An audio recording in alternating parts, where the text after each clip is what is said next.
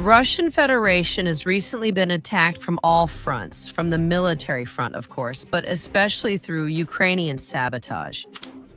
2 Russian fighter jets have caught fire. There are quite a few issues with this matter, but Ukraine has reached directly to an airfield in the Russian Federation, but not exactly with drones. All of this, of course, is in response to very specific events that are happening on the Ukrainian front.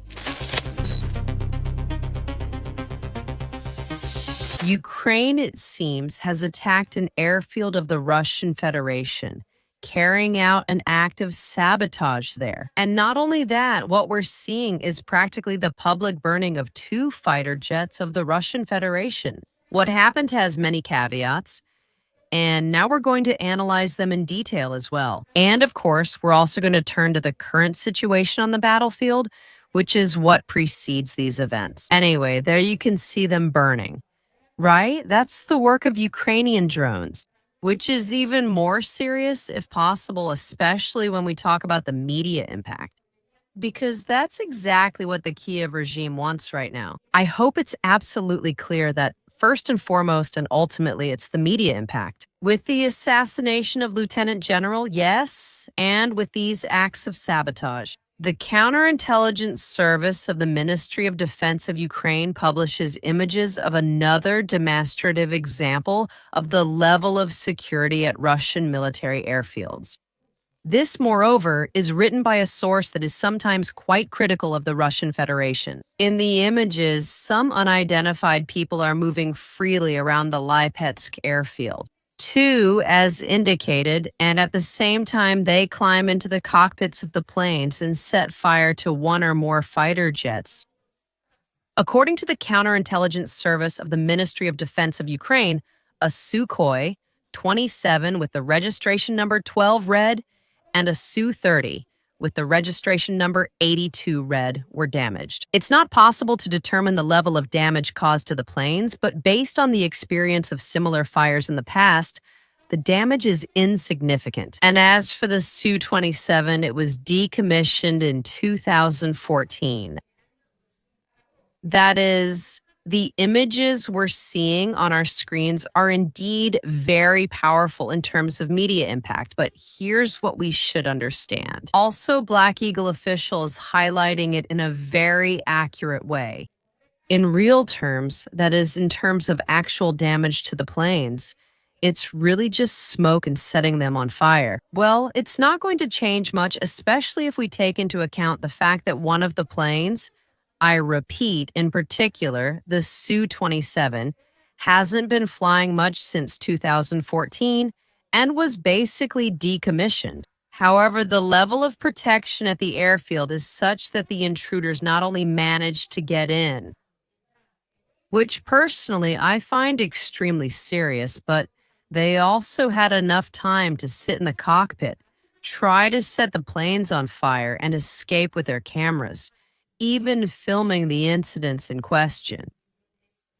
In other words, we are indeed talking about unprecedented actions carried out by Ukrainian intelligence with the sole media objective of targeting the Russian Federation, most likely in their defense. I'll say that they weren't taking much care of the planes because, well, it seems that at least one of them was little more than scrap. The second one, I imagine Russia would handle it for a similar reason, basically in the same way.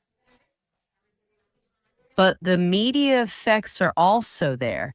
And here we have to give Russia a little negative point for that, to be honest. Well, you also have to try to win the media war because if you don't, the enemy ends up winning it. And events like this are useful for Ukraine. And we must keep this very much in mind, not just to sell. A supposed victory over the Russian Federation, which, as you can see, is really nothing. It's not a victory or anything at all. But added to what happened to Lieutenant General, well, it really seems like the end of the world in just one day. Russia, come on. Lets these 2 incredible goals slip by in terms of military intelligence in Ukraine. They're going to try to sell this as a great victory. And the bigger the victory can be. Because of these acts carried out by Ukrainian counterintelligence, without a doubt, more young Ukrainians, and even those who aren't so young, will also go to the front lines, dragged into this eternal meat grinder as absolute cannon fodder. That is to say, the Ukrainian conflict will be strengthened, and the collective West will have even more motivation to keep funding this war that should have ended a long time ago. So, in a way, these acts, in media terms, are actually quite important and do have rather serious consequences. We also have to understand that it's impossible to defend all the airfields equally, so Russia can't protect all key targets either. Russia is the largest country in the world. It has a lot of them. It really pisses me off, too. Sorry for being so blunt about it. Sometimes Ukrainian trolls come to the channel and just say, Dad, I mean, what? What? When the Kursk incident happened? I mean, how? If he's not defending his border, how come he's not going? Come on, man. Grab a rifle and get to the border. Go guard the airfield in question. I mean, let's see, from the couch. It's easy to say Russia should put soldiers here, there, everywhere, even deep inside Ukraine. They have to send about 200 or 300 of them every day and practically every hour. But human resources are limited, so you really have to make choices and try to distribute them seriously. Of course, that doesn't change the fact that these things are actually happening. They affect the image of the Russian Federation.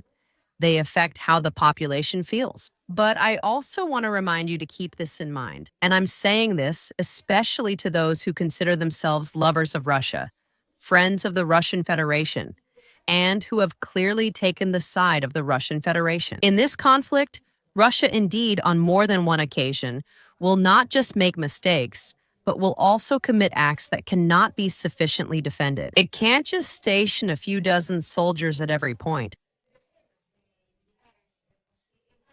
Unfortunately, incidents like those with the fighter jets happen, and incidents like those involving Lieutenant General also occur. The important thing here is to stay consistent and understand that this is because Russia's enemy is getting more and more desperate.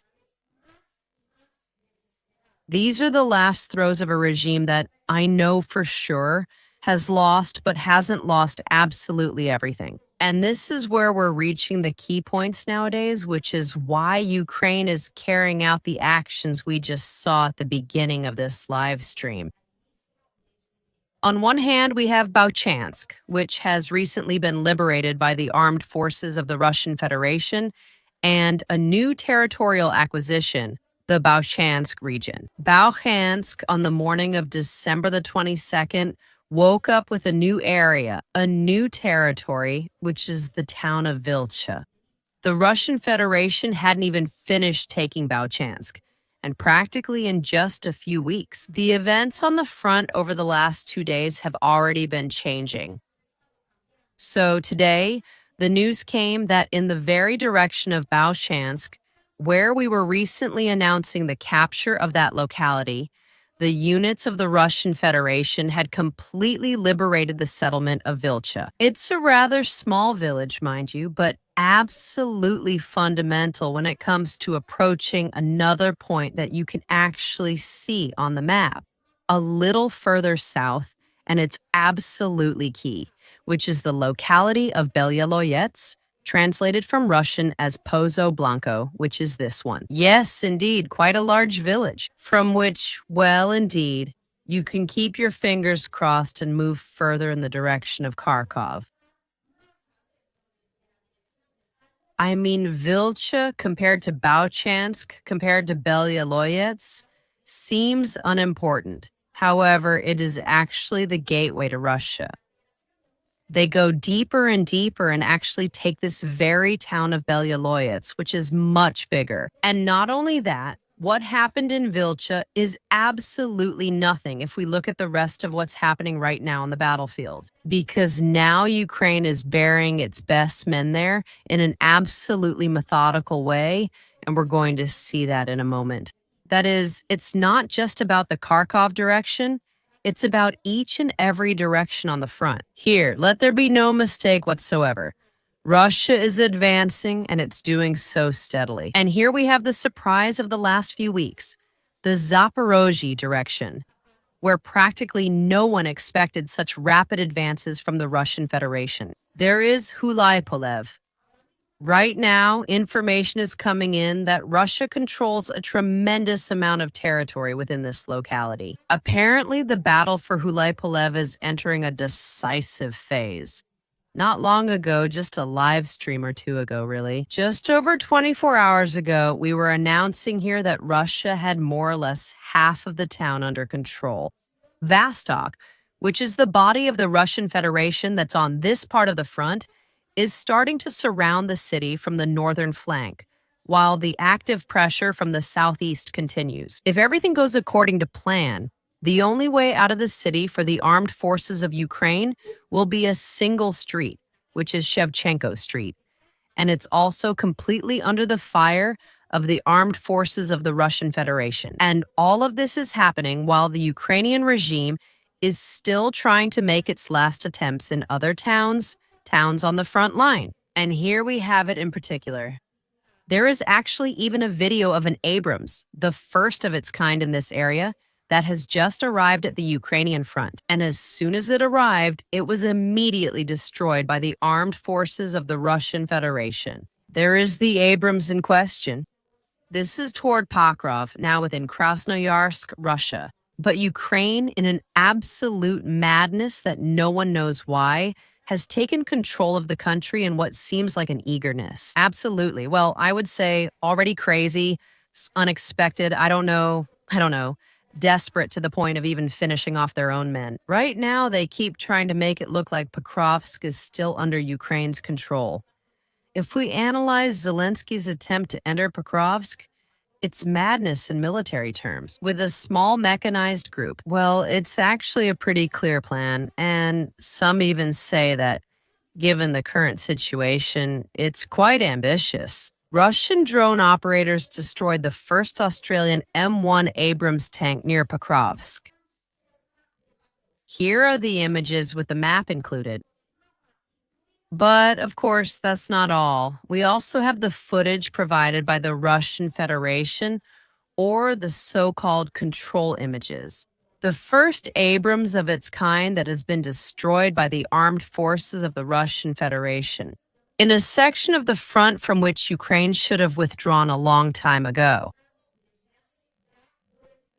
Here are the images, and in the meantime, the commentary. It seems that Russian drone operators destroyed the first Australian M1 Abrams tank near Pakrovsk. These vehicles have just arrived in the country. They went into combat as soon as they got off the trucks, and, well, they weren't very lucky. Previously, most of the tanks manufactured in the United States had been lost by the 47th Magura Brigade of the Armed Forces of Ukraine.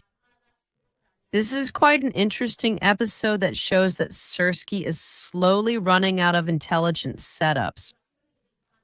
Pressure armed tanks from the Pakrovsk area are starting to deploy more and more mechanized units.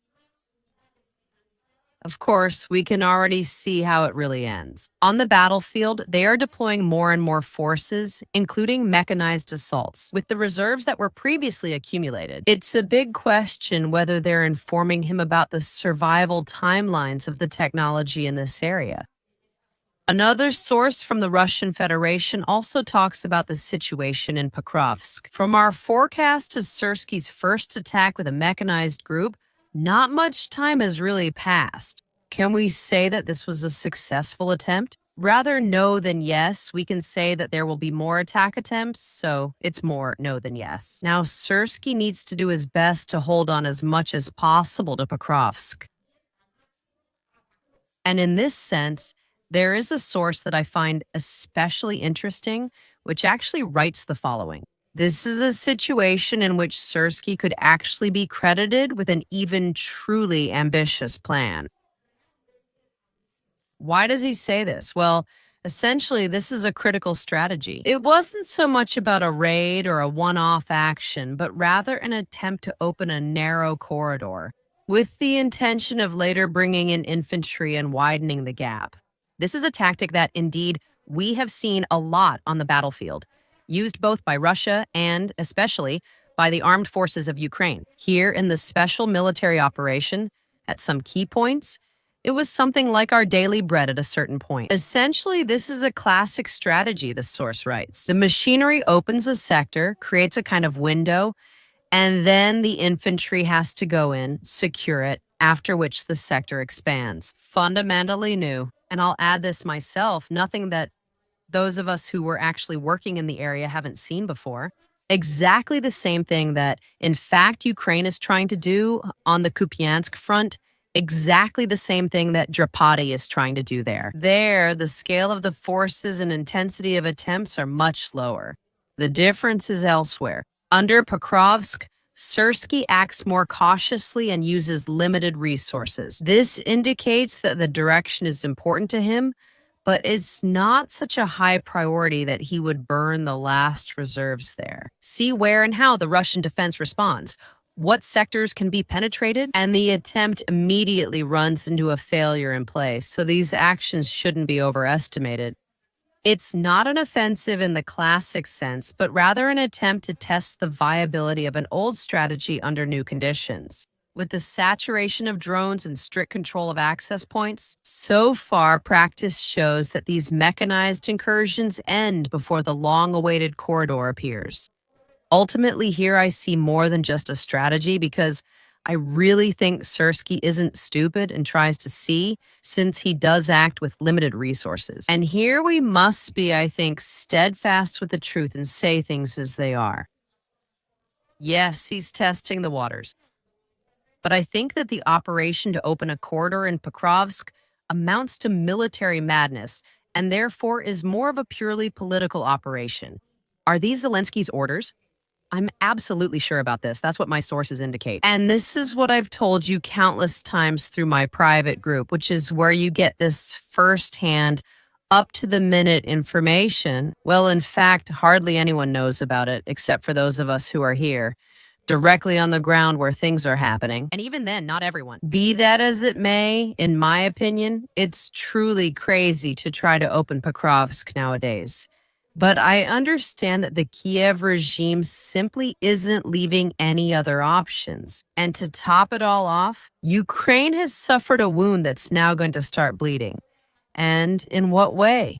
Because the front is splitting, and instead of being just one, it's absolutely splitting apart. Situation.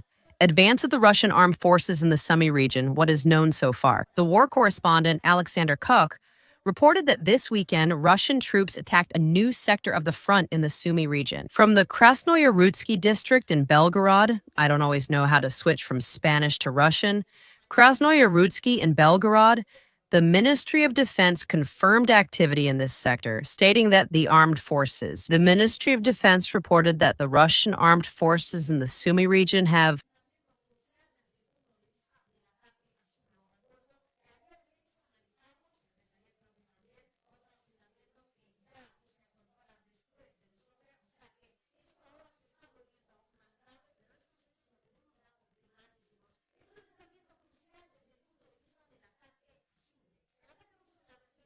The Ministry of Defense reported that the Russian armed forces in Sumy have deployed along the entire Russian border.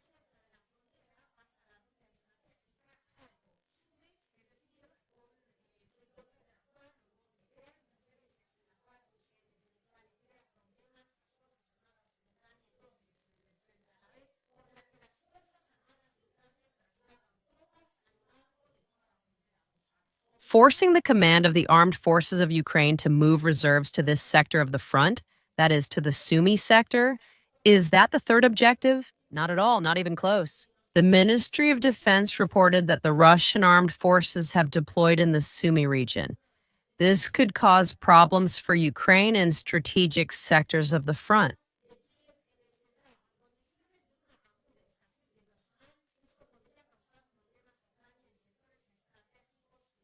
The ministry reported that Sumy has been deployed.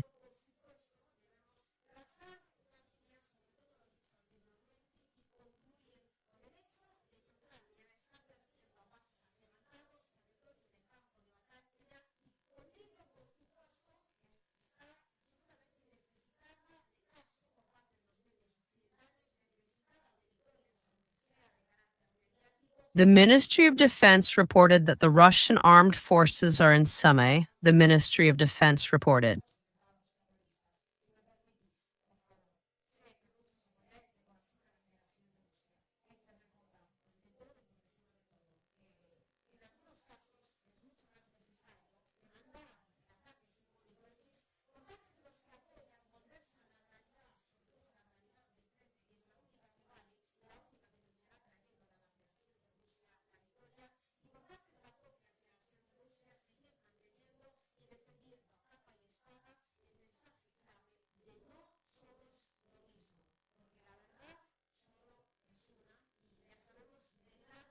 Sumy has been deployed, the Ministry of Defense reported. The Russian armed forces have been deployed in the Sumy region.